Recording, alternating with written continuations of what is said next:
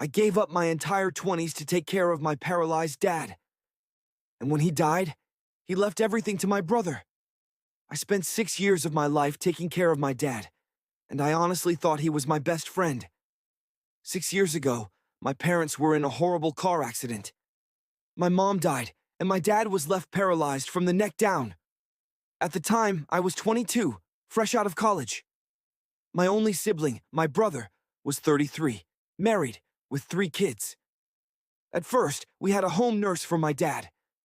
But after one bad incident, he said he didn't trust them anymore. He asked me to be his full-time caregiver. He told me he'd support me financially if I stayed home and took care of him. I agreed, because I loved him, and I felt guilty after the accident. For 6 whole years, I basically didn't have a life of my own.